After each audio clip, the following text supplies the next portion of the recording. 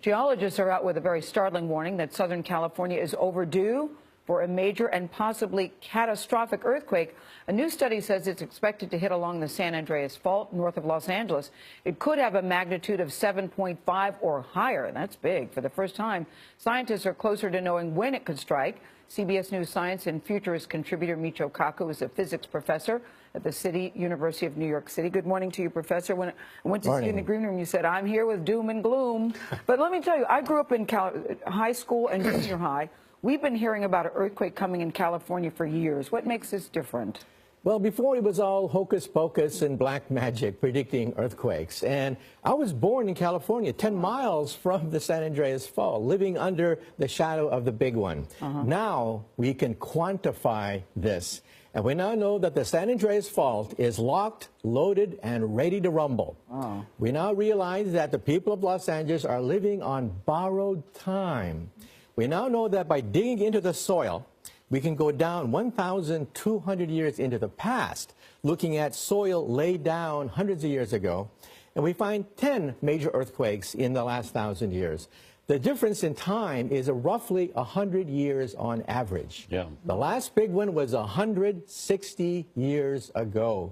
So according to one calculation, we're 60 years overdue for another big one. You're talking about the great 1857 quake, right? That's right. It was a huge 7.9 earthquake that was so big it actually liquefied the soil north of Los Angeles, like halfway between Bakersfield and L.A. And the tremors in that quake, by some reports, it lasted up to 3 minutes. Is that right? Yeah, so we're not talking about just a few seconds, like maybe in a Northridge type earthquake. We're talking about an earthquake that lasts for minutes. And also the U.S. Geologic Survey did an estimate of property damage. What could happen if the 1857 earthquake happens today? The numbers are frightening. $200 billion in property damage. That's billion with a B. 50,000 people injured. 5 major skyscrapers toppled because of a gigantic earthquake, 7.8 in this study. Well, you're not sweetness and light this morning with the information you're giving, but it is important. So if we live in if people who live in that area, what would you recommend them to do other than freak out? First of all, don't panic, because the next big earthquake could happen decades from now. That's counterintuitive, Professor. We don't know precisely when. Seismology is not a predictive science. However, don't panic. Schools. I think schools should have a special session to teach their kids what to do, where to go, how to communicate in the process of an earthquake.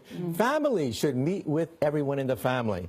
Do you have batteries, first aid kits, water, food? Who do you contact with? Do you have like a radio, a transistor radio? Little things like this. They should have that. They should have that. Right now. Right now. And then longer term, building codes have to be accentuated, I think. And also power lines have to be reinforced and redundancies so we have power and buildings don't collapse unnecessarily. You're saying we may have decades, though. I mean, the energy's been building up, but it could be, I mean, we could be another 10, 20, 30 years. It could be tomorrow. It could be decades from now. We just know that the San Andreas Fault has been moving at about 1 inch a year. So it's like winding up a clock. It gets tighter and tighter. 1 inch a year is the rate at which it's been tightening.